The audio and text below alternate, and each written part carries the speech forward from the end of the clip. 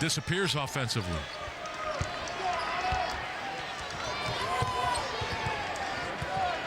Well, So Gonzaga's going to lead by 2 at the half. Or by 4. Or by 4. Or by Or 5. 5. And McKillop out on Goodson, not making it easy. Making sure they're moving the ball. And now Stephen Gray with it. And 10 on the shot clock. This is when you start. Yeah, you get under 10, you want to make sure you get. Goodson lost the handle. Yeah, I just don't Davidson like the basketball with 4.7 to play. All the dribbling and that. You know, we've always seen Gonzaga really move the basketball well. That time, just a lot of dribbling in that last, you know, like you said, Gonzaga should have taken the last shot into half or not given Davidson an opportunity. I think you have to give Davidson credit for pressuring the ball and making Goodson not just stand out there and drain the clock. A lot of teams do that. Yeah. And they got him out of a rhythm early. And now let's see if Davidson's shot is away. Off the glass, no good. There's the red light. It worked that time. Rossiter can't hit it, but it was close. Harris led the way with 15 points. Sacre with 9. Let's go down to Nicole Zalumis. Coach, how much not having Matt Bolden, how much is it affecting your leadership on the team? Well, I mean, he's a gigantic part of who we are. I think we're handling it really, really well. We just need to play better defense. Our defense stinks right now.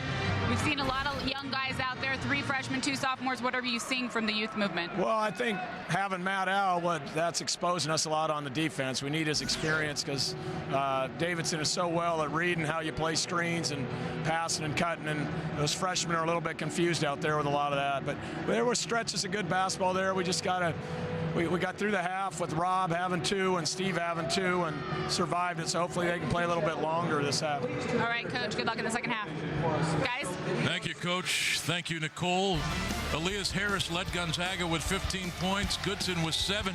But I tell you got to give Davidson some credit, Craig, coming all this way. They're right here. This is a 2-6 team looking for confidence. Well, even though they played each other just once, and it was a tight-knit ball game in that game that they played in that first round, I think the familiarity just gives Davidson that confidence. And like you said, having come cross-country, that's impressive because they've just got in late. They're playing well. 2-point game. We're at the half in Seattle. Come on back. All right, let's check in with Nicole Zaluma. She's got a very special guest for us. Nicole. Very special is right. He's the all-time leading scorer for the Zags, Frank Burgess. Thank you for joining me today. Well, first of all, I don't think we expected this game to be this close. Are you having fun? Well, I'm having fun. I didn't think so either. Every time I think we were ahead by, a good margin, I look up and they're right there. So, but I think we were okay. Looking at this Zags team, obviously Matt Bolden's not playing today, but he said that this team in particular, they pound against each other, they're tough, they're fighters. Do you see that this season as well? I do. I think they're well knit. What I see through them, they like each other. And when you like each other, you play, well, it's like family, And so that's great. So we're going to have a fine run, I think. We're just waiting for March Madness now, I think. A little bit, yeah. That's right. Frank, you have a long list of accomplishments. I can't even name them because it would take up our whole halftime segment. But you were honored here at the Battle of Seattle. Talk about winning that or just being honored at this game. Well, being honored is always great, because, after you've been somewhere, and especially been gone a long time, there are a lot of things to think about more current than now. And so when somebody takes the time to remember you, that's always good. So, you just don't like for things to, to be forgotten, I guess. I guess maybe that's the word, forgotten.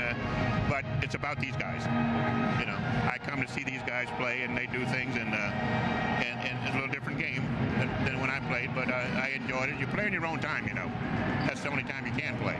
Well, first of all, I have to say you're not going to be forgotten. You're in the history books. A lot of people are going to remember you for a long time. But talk about how the game has changed since the 60s to now.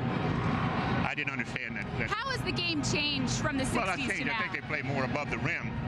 We like to consider ourselves more shooters than we did, dunkers, I suppose. And so I think that may be the main difference. And they're bigger. They're bigger. Maybe they eat better than we did. So but it's great to see that. The evolution of the game. It's good. It's good.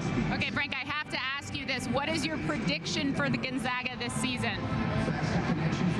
We'll be in the tournament, of course, and I think we're going to be in the regional.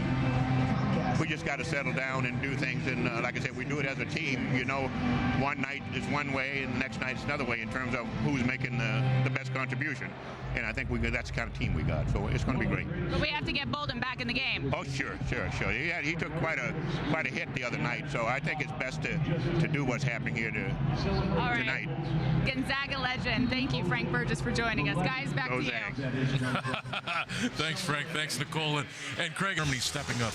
Yeah, how about this? Perfect from the field. 6 of 6. Making great moves with the basketball and getting himself to the rim. Made the only three-pointer, or actually the first three-pointer for Gonzaga. But I tell you what, this kid's impressed me all year long just because of the way he plays offensively and the skill level that he possesses. The things that he can do with the basketball. And there's that look that you love to see him give that look. And right.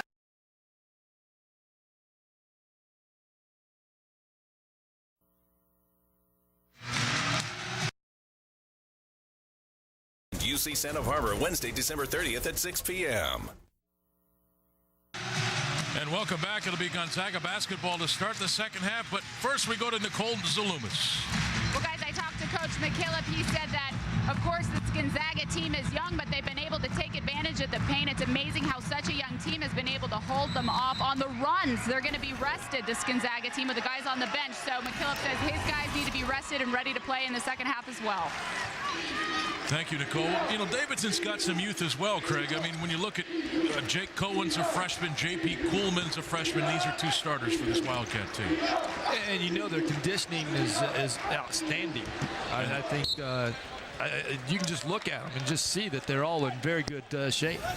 That was deflected out of bounds by Will Archambault, so it'll be Gonzaga basketball as we take a look at the numbers. Gonzaga shooting cooled off a bit, but points in the paint, they were really good, and Davidson out-rebounding Gonzaga. It's been a problem for Gonzaga in the last few games. Elias Harris showing his range again. Yeah, his second three. Great skip pass that time by Grant Gibbs to find the open Harris. And Cohen tried to answer at the other end and can't. And how about Robert Sacre? He out. Usually you don't have to go out on your guy when he's out, 25 feet from the basket. But he gets out there, gets a hand up, makes it tough for Cohen to even see the basket, and causes him to shoot an air ball. And Cohen can shoot 36% out there as, again, Harris going right to the rim. And he draws the personal foul, and he'll shoot free throws. Foul on Steve Rossiter, number 23. And Harris now with 18 points, 15 in the first half. You know, and the thing about what you love about Elias is that he's showing you he's not one-dimensional. He's not just a post-up player with some good moves down there on the block. He shows you that he can shoot the ball from outside, although, you know, for the season, he's only shot 10 three-pointers, but made 2 tonight. Brendan McKillop led Davidson in that first half with 12. They're going to need some more three-point shots made by him, I think, in the second half if the score is going to stay close. That last foul on Rossiter, his third. And he's still in the game right now for head coach Bob McKillop and the Davidson Wildcats. Well, the next time down the floor, if it's his third foul, you got to post him right up and go right at him again and see if you can get him out of the game. He's got the ball right there, fall away, no good. Dimitri Goodson, 4 turnovers in that first half, now with the basketball.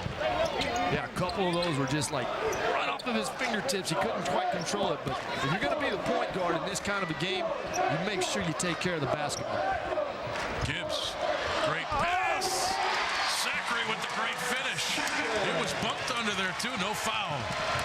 Here's Archambault at the other end for Davidson. Off the glass, great bucket. Boy, in this day and age in college basketball, you can't blink. No, if you do, you're going to get burned. And if you're watching at home, you miss something. Harris, boy, he's really aggressive now, Craig. Going right to the rim. Now with 19 points, and he'll continue at the free throw line.